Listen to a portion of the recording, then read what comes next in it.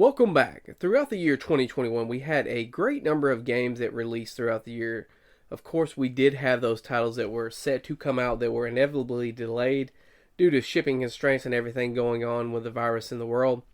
But we had some good games come out nonetheless. And of those, I wanted to look over some of my favorites throughout the year, some that I might have enjoyed more than others. And this list is by no means a definitive list because I have played a great number of games on the list that dropped this year, but not all of them were my favorites, or some just stood out a greater deal than others to me. So I just wanted to go through that with you guys. Sorry about the delay with getting content out there. I've been kind of under the weather. I tested positive the Friday before last, and my wife was in the ICU on a CPAP machine. She has since been downgraded to just oxygen, but it's been a trying time nonetheless. Just glad to try to do something more positive to take my mind off of the situation as a whole right now. To start with, if you're new, make sure if you haven't already, you follow us on one of our social platforms. We're posting pretty much daily on TikTok, Instagram, and we're on Twitter a little bit as well, but we're not really posting on there, just maybe conversing with the community as a whole. Love to communicate with you guys there. Give us a follow if you haven't already. Shoot us an email if you have any ideas of how we might be able to improve the podcast for you guys overall to make it a more enjoyable experience. But yeah, to start with, wanted to dive into some of these games we released. We might not have got Elden Ring, we might have had God of War and Horizon Zero Dawn pushed back, but there were quite a number of games that stood out to me that I had just a grand time playing over the course of 2021. The first of these titles is Scott Pilgrim vs. the World. Of course, this is an older title that was delisted off of the storefronts, and I don't think it was ever available physically back in the day. But now it was released through limited run. I got a couple of physical copies of that, one for the Switch, one for the PS4, and I also bought a digital copy of it when it dropped because, of course, it was one of those situations where the digital copy released, and then several months later, Limited Run actually produced these and put them out after they were done with pre-orders. So it was an extensive wait on that. I'd heard such good things about the game that I wanted to dive right in. And I have to say, head and shoulders above everything else, the thing that stands out to me the most in this game is the soundtrack. So much so that I bought the collector's edition so I could get a CD version of the soundtrack. I also purchased it on iTunes as well. I'll routinely be riding around listening to that. Just the chiptune audio and the music from Anamanaguchi is top tier. I was unfamiliar with this before going into the game, but that just takes it to the next level. When you have a game that is not only fun, but it has the stellar soundtrack, killer soundtrack that makes you just want to wail on those enemies the way this does, it's a no-brainer. I played this with my daughter. I played this with my buddy Philip. I played this with my daughter and her little cousin. We all had fun playing this. It's just an interesting little game. It's not overly long, but the soundtrack to it is just killer. I love the music to it. It's chiptune rock music, and they had me there. I'm ashamed to say I wasn't familiar with this before or any of the music before I popped the game in or turned it on. But I'm a believer now. This is very much one of those titles that if I had a friend who was into side-scroller beat-em-up titles, I would definitely recommend this. Even if you're not, it's a good little couple hours you can play with somebody who might not necessarily be into video games. And it's very simple. There's only a couple buttons that you actually need to press to actually do things. So people who might not necessarily be into video games, if you have a loved one or family member you're trying to bond with them, find something you guys can do together, this might be that middle ground for you. And like I said, I bought 3 copies of this myself, so that should speak volumes to how I feel about the game. I'm a collector, yeah, and I'm a hoarder, but I usually don't buy more than 1 copy of a game. Sometimes I might just stick with the physical copy. And with this, I bought 3 copies because I was just so enthralled by the gameplay. Following up with this, in February, we had the release of Super Mario 3D World plus Bowser's Fury. And I have to say, I never played the original title on the Wii U, having never owned one. Coming into this, I really didn't have really high expectations. I heard it was a pretty good platformer, but it very much exceeded those expectations. It's very unique. They have the cat costume in this as well. You climb walls with that. It makes things a tad bit easier, access to areas that might not have been accessible in prior titles if it weren't for this power-up. And I had a good time with this. I played through the entirety of the main game, and I collected all 3 stars and made it to the top of every flagpole. In order to unlock the Rainbow World, I need to go back and do that in the side Bowser's Plus Fury side of things, because I hear that is one large open world thing where you just go from area to area. It's not like a board where you have to go to an area, select the stage you want to go into, and it loads in. It's just all one large area. And I'll eventually make it back to that. I just got kind of burned out after I spent all that time doing everything that I could in the main title that I needed a little bit of break from it. That being said, the time I did spend with it, I enjoyed it thoroughly. It was frustrating at times, difficult. This was my first experience really with one of a 2.5D Mario. And what I mean by that is you can move on a plane, forward, backwards, left, and right, but you don't have free control of the camera like you would with Mario Odyssey or Super Mario World on the 64. That being said, I still had a good time with it. You could play as multiple different characters.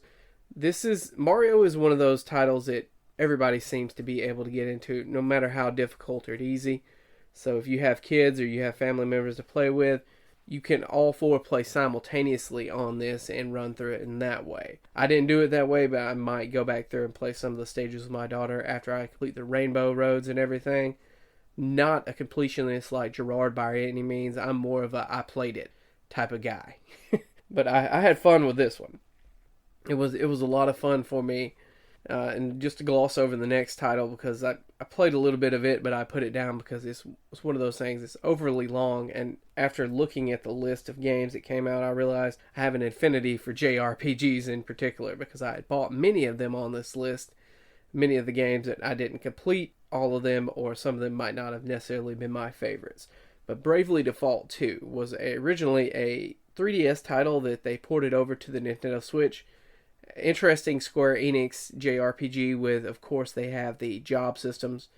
But this one's a little bit different. It requires that you have specific items that you get from enemies, and you can learn those skills and basically build your own classes after that, with the skills you have learned from each of the different classes as you level them up. I wasn't familiar with the Bravely series at all. The Brave and Default feature kind of reminds me of Octopath, except in Octopath you had to save BP up, and then you could go all out and attack up to I think it was 3 or 4 times.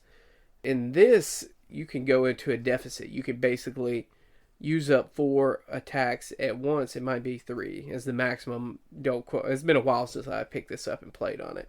You can basically, if you think you can knock your enemy out very quickly at the start of a battle, you can basically go in the hole and not have 3 turns and just attack outright. Now, this does leave you at quite of a disadvantage if you're not able to knock the monster out, and you have to wait for 4 turns before you can actually act again.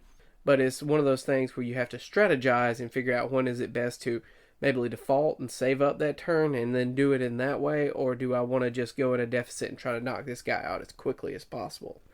It's an interesting title. If you're into JRPGs, it's the classic formula. You're not going to go wrong there. You can see monsters in the overworld, attack them, and get an early strike. Some JRPGs don't allow you to do that. Always a fan of those that give you the extra option, especially dodging encounters instead of them being random, or giving you some kind of advantage when you see the monsters or enemies before they see you, and you're able to actually attack them first. After this, I picked up Monster Hunter Rise. I think it was in April. I have to say, this was my first outing with the Monster Hunter series, and I was not disappointed whatsoever. I got my money's worth out of Monster Hunter Rise without a doubt. Whether playing solo, playing online, or playing locally with my friend Philip, we were able to do mini hunts. There's some of these monsters in this once you get up to, I think it's the 7-star rank, like the Apex and Nogray. And those are not easy by any stretch of the imagination. Any Dark Souls fan would have a good time trying to take down one of those beasts. I can say that confidently because I'm a fan of the Souls series. Now I'm a huge fan of the Monster Hunter series. This series and title was so great that it inspired me to not only pick up Monster Hunter World Iceborne, but it inspired me to pick up Generations. Also picked up the Monster Hunter Stories 2. It's a little bit of an offshoot there, but I plan to try that out one day. The story and the world building, as well as the just the overall world there is just fantastic. I can't say enough good things about Monster Hunter Rise. It is the pinnacle of what I played. I went back to World Iceborne, like I said, after this. It seems a little bit slower, and I see some of the mechanics that might not have been in World and Iceborne that are in Rise, and I can't wait for the DLC to drop this summer, because I can tell you without a shadow of a doubt that I'll be picking that up. I've had such a good time with the monsters I have hunted now that I can't wait till they add more content to this and we're able to dive back into that. And I honestly can't wait till I get a decent internet connection, because I will probably play this to my heart's content at that point. I'll probably be running hunts online at that point, just get involved with some other people, because it is more fun when you have people to play with. It's a lot of fun when you play solo, but it can be very difficult. If you have two people in there, it's a little bit easier to trade off aggro. If your buddy's running low on health or something, you might be able to step in there and draw the monster off, give them that opportunity they need to just heal real quick, and then dive right back into the action. Like I said, I can't say enough good things about Monster Hunter Rise. I can't believe that I wasn't into the title before this, but I will say that the Switch does offer something that previous entries like on the 3DS that might have come out that could not offer.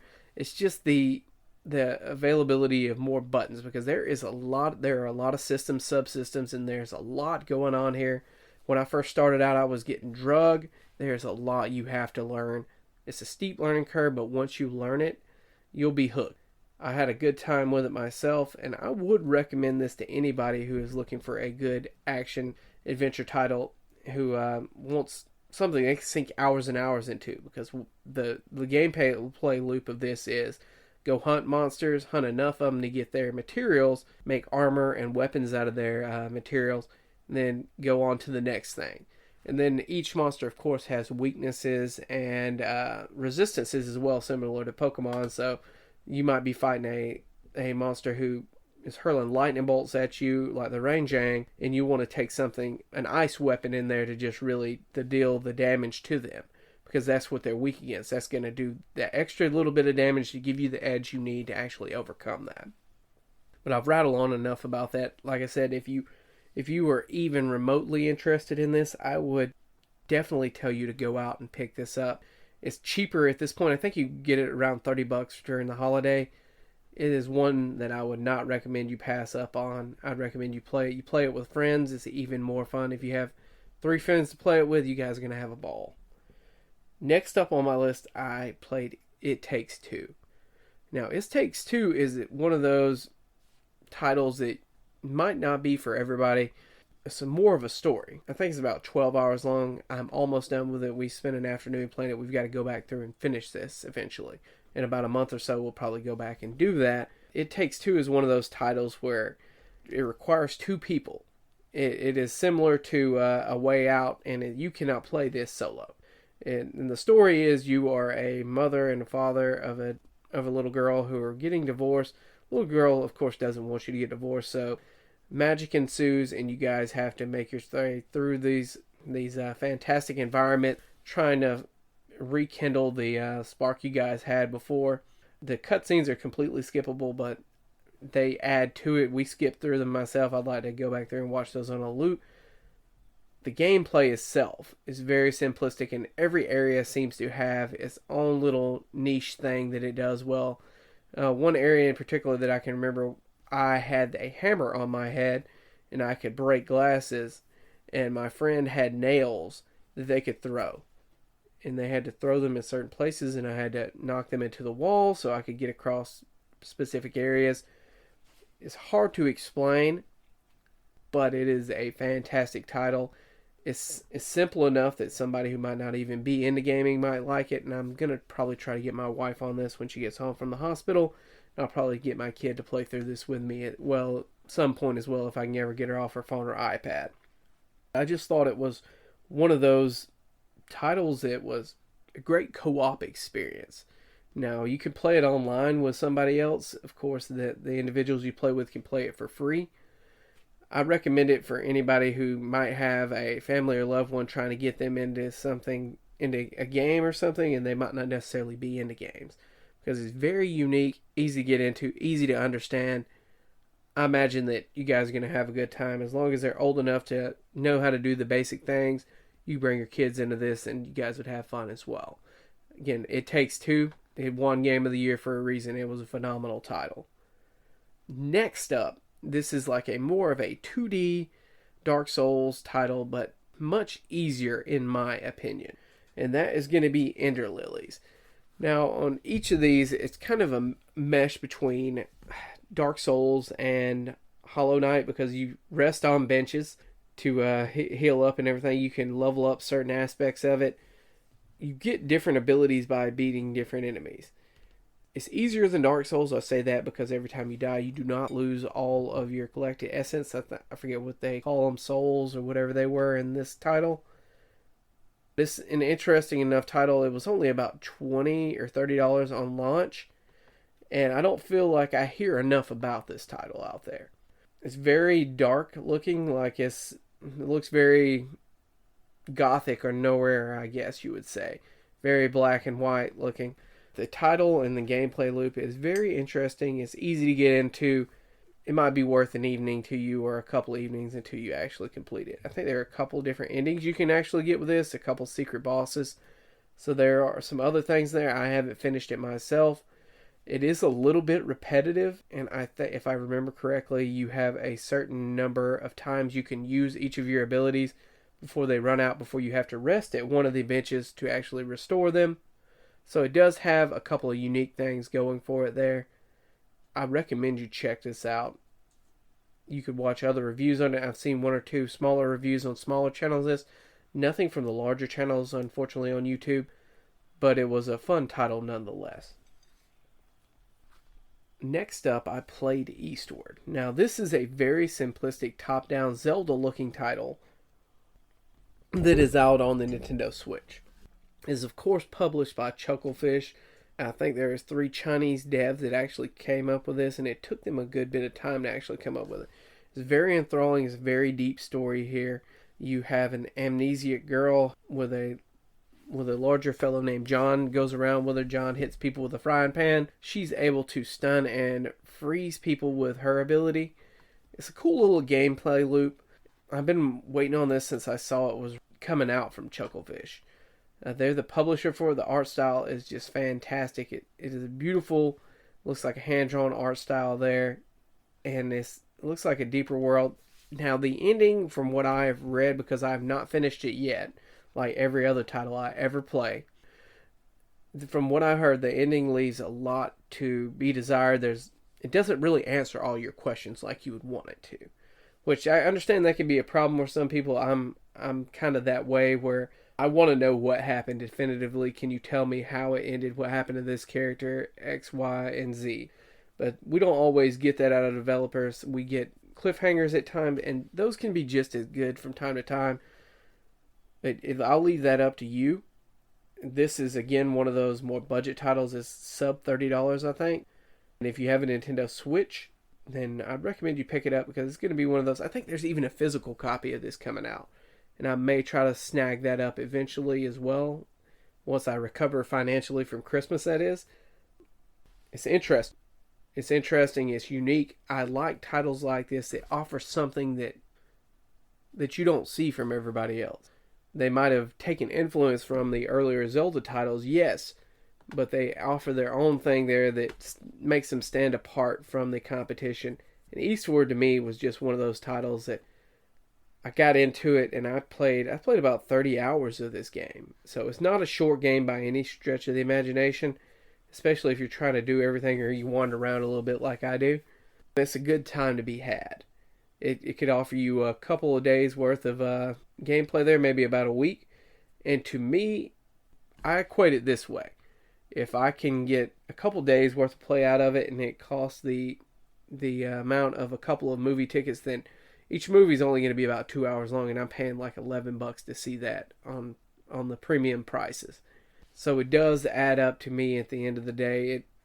It is well worth the cost of admission.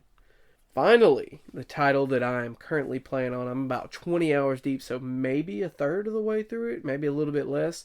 I was trying to play a little bit more of it before I actually put this out. and I actually planned to record this yesterday, but I ended up putting it off because I spent the majority of the day playing this game. I clocked in and played this game pretty much for the entirety of the day yesterday. And that title, of course, is Tales of Arise. I've been eyeing this game since it dropped. I played a couple of the Tales of game in the past, Tales of Symphonia being the one that comes to mind for me on the Nintendo GameCube. And it was a little bit different. I had fun with that title. And those titles are more cel-shaded graphics, if I remember correctly. This one goes with a more realistic style of gameplay, more anime, if you ask me. And it is anime as hell.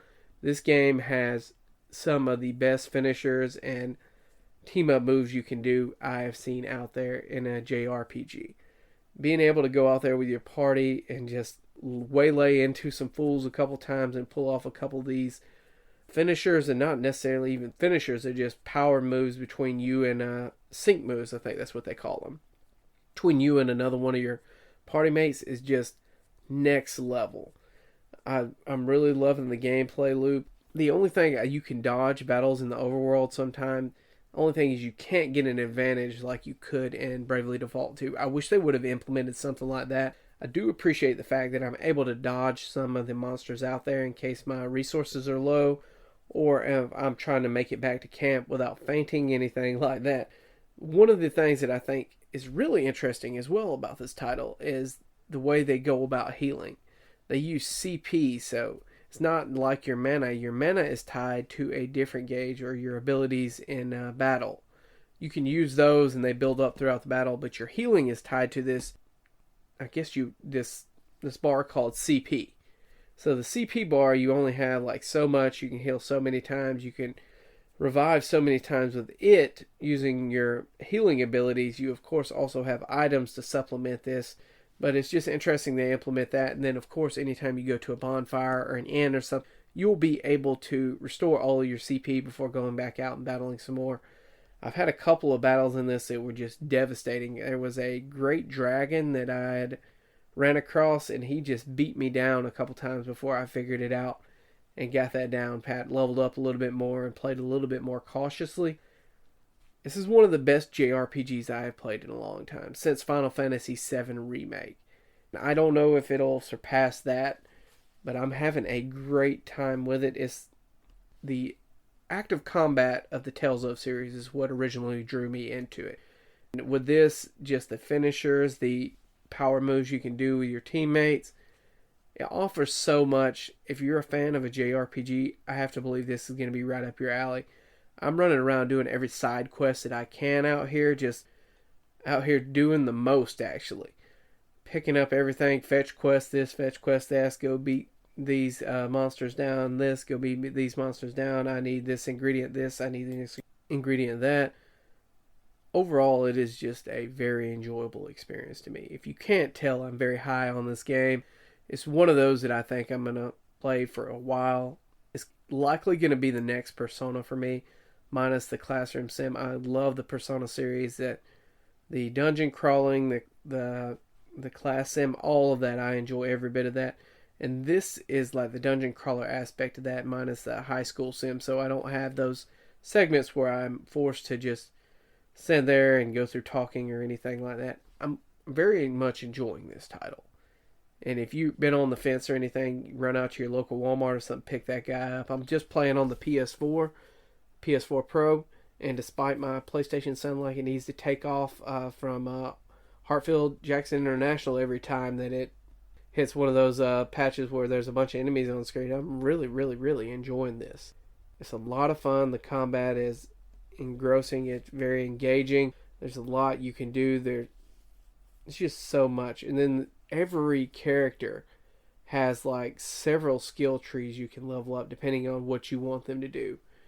You can make it where their AG regenerates faster. That's their abilities in battle. Make those regenerate faster. Several other things. It's just, there's so much depth to it, and I have a feeling that I've barely scratched the surface of this title. I've played the heck out of it. I've been crafting, there's cooking. There's just so much to be had in this.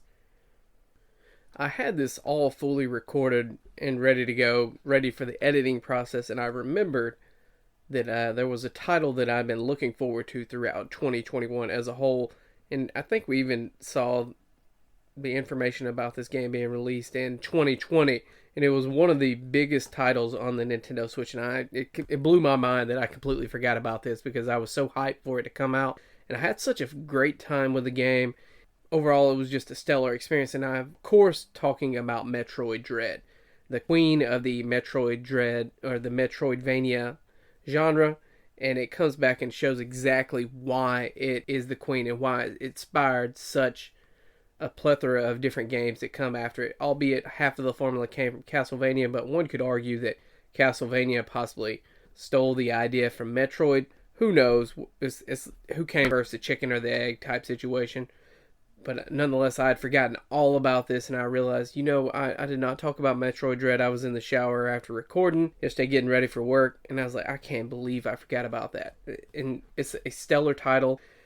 It keeps the tried and true formula of Metroidvania. It throws you out there. It doesn't hold your hand. It sometimes tells you where you need to go, which is quite helpful, but it doesn't tell you how you go about getting there. I remember the first 30 minutes of this game, I got stuck and had to look up a guide, and I had to shoot a block to the left of me, and I was like, well, there you go. This is the type of game that I like. I love the Samus experience, and I got to think this is the first home console 2D Metroid game since what? Super Metroid? Of course, we had the first-person shooter Metroid Prime games that came out on the GameCube and the Wii, but we haven't had a 2D side-scrolling Metroid game in ages. And this is just what the doctor ordered. I had such a great time with this game. I would highly recommend it to anybody who's not picked it up. It's not an overall long experience. You're not going to sink 30 or 40 hours in this. And to me, that is just fine because sometimes I like those more limited experiences, the experiences that are not there to take up all your time. They don't follow the Ubisoft formula of, hey, we need to collect everything. I spent about 13 hours in this game, and I did take my time. Of course, there are achievements and unlockables based on the time frame that you beat it in. So if on normal mode and hard mode, which is unlocked after you beat the game, they're basically just pictures, a gallery you can unlock for beating it within a specific time frame, and I think you have to beat it in less than 6 or 8 minutes. 6 or 8 hours, I'm sorry. So it's not an overall long game, but for what they do have, it is quality over quantity all day. If you have thought about picking up Metroid or just on the fence, I would highly recommend it. It is a difficult game. It has some new mechanics there that I was unfamiliar with. The homing bomb that locked on, the spider climb, which some of these mechanics may have been in the 3DS title of Samus Returns, but I haven't gotten far enough in that title to actually see them myself. Anybody who might be a fan of those types of titles of Metroidvania in general, I recommend this. It can be difficult as can be at parts, but it is worth the time you're going to spend. You're going to come out of this game and you would likely be like me and say that was a stellar title, well worth the $50 I dropped on it. I would highly recommend it to anybody who is thinking about it, and it is one of my favorite games of this year. I'd been looking forward to it all throughout the time for the release, just watching. I stopped by Walmart a couple days early, hoping to spot it on the shelf and break street date. Wasn't lucky enough to do that, but when I got it, there were several people who had already had, and that was kind of helpful to me because these titles, like I said, they do not hold your hand. They put you out there. They show you where you need to go, but they do not tell you how you might go about getting there. I really like the titles, and this is one of the best in my opinion. The last 2D one I played was on a handheld console, and that was on the Game Boy Advance. That was Metroid Fusion. Stellar title, one of my favorites to this day. I think this one is a little bit better than that. It adds just enough to it while staying tried and true to his roots, being able to deliver that experience that any Metroid fan has been looking for. Like I said, if you've been thinking about it, don't hesitate. Pick this guy up. You will enjoy it. I know that I probably didn't nail every title that some individuals might have thought would have been Game of the Year material. I know Shin Megami Tensei 5 or 4 was up there on everybody's list that I saw online, and when I was looking through online, as far as the titles that released throughout this year, I saw that there were a great number of them. It looked like every month, every other month, I was picking up a game or two. So despite us not having many titles released for this year, it's like we had a packed year in and of itself. Next year is going to be very stacked, especially February when Elden Ring comes out. I'm going to be pretty busy with that myself, and I cannot wait. I don't know about you guys. These were some of the titles that I really enjoyed throughout 2021. Let me know what you guys thought. You can always hit me up at thewoodyagaming@gmail.com if you have any suggestions on what we might do to improve the podcast overall to make it a better listening experience for you guys and how we might go about evolving this into something more. Thinking about starting a Discord sometime in the future once we build up the audience a bit more. Seems we have a loyal listening base. We're steadily hitting about 30 downloads a month. That might not seem like much. When we were starting out, we were getting 2 or 3. So I will take what we can get. I'd love to see the growth in the community. Looking forward to seeing what we can do together to make this a platform you guys can stand behind and really enjoy. Let me know, like as always, if there's anything we can do to improve. I appreciate you guys listening through, all the guys who've been through here through the beginning, since the beginning. Thank you so much for all the support, kind words. Let me know what we can do to make this better for you. Enjoy.